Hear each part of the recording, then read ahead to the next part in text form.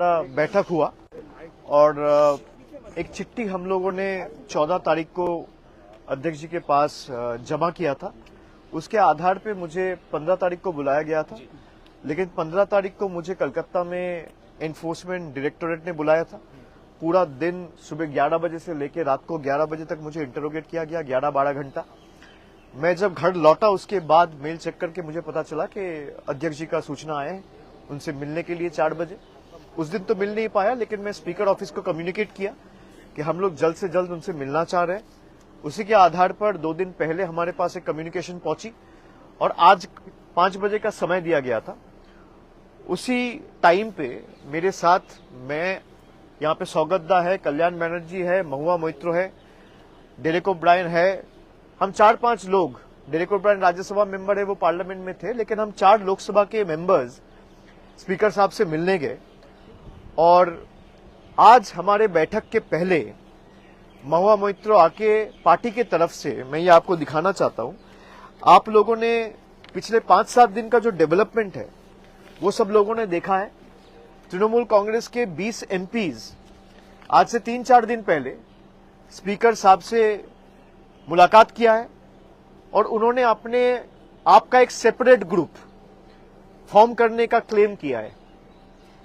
20 MPs का जो मैं मीडिया में देखा हूं या न्यूज पब्लिकेशंस में पढ़ा हूं, उसके हिसाब से 20 लोग जाके मिलके उनके पास ये दावा रखा है कि हमको अलग ग्रुप के हिसाब से ट्रीट किया जाए।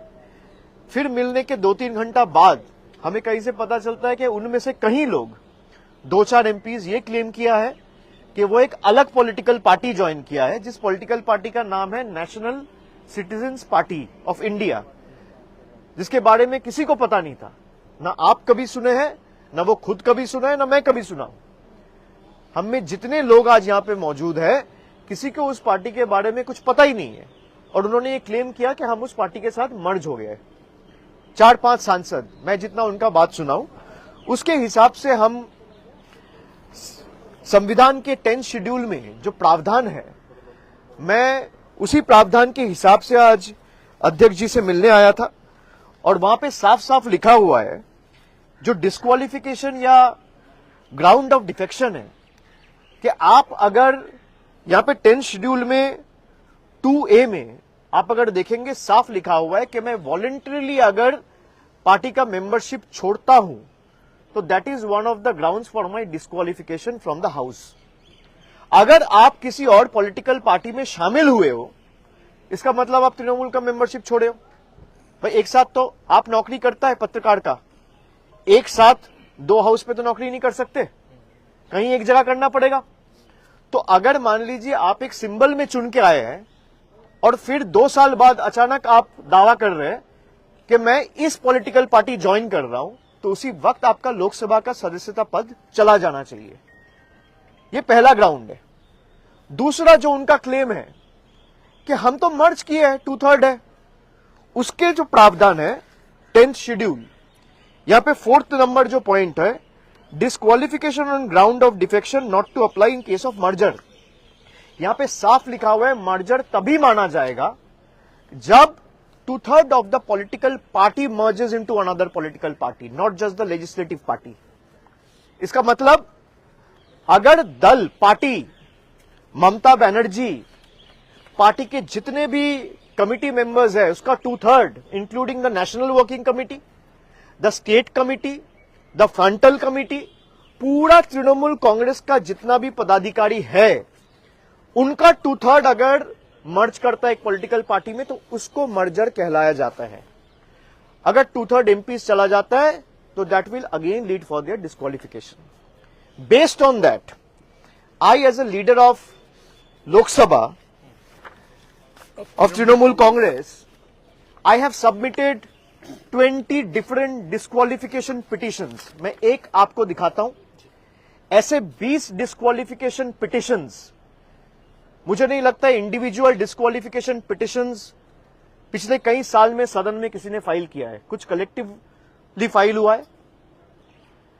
20 सांसद के खिलाफ डिस्क्वालिफिकेशन पिटिशंस आज अध्यक्ष जी के पास हम लोग जमा दिया है। कि अगर आप सदस्यता पद छोड़ के कहीं और जाते हो, जो आप में से कई लोग मीडिया में बोला है, और ये मर्जर इनवैलिड है, both are enough to disqualify you from your membership in the house. और हमारे पक्ष से हम चारों ये मांग रखे हैं कि ही इज द एडजुडिकेटर। इसका एडजुडिकेशन सारे प्रावधान के हिसाब से जल्द सुप्रीम कोर्ट का भी एक आदेश है, जहां पे 3 महीने के अंदर कोई भी मामला या फैसला लेने के लिए स्पीकर को बोला गया है कि 3 महीने के अंदर या 4 महीने के अंदर वो करना पड़ेगा। तो हम लोग ने सारा केस लॉज के जितने भी हमारे पास सुप्रीम कोर्ट के जजमेंट्स थे, वो कल्याणदा भी लेके आए थे, और मैं भी अलग से 6-7 जजमेंट उनके सामने उनका टेबल में आज प्लेस किया हूं। जितने भी 10th शेड्यूल लेके जजमेंट है, सब इनके खिलाफ है।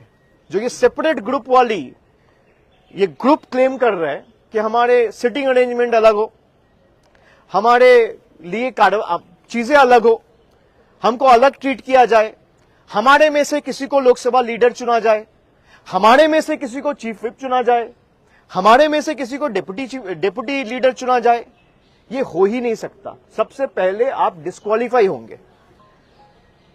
अगर इनमें थोड़ा भी इंटीग्रिटी है तो अपना पद छोड़ दे।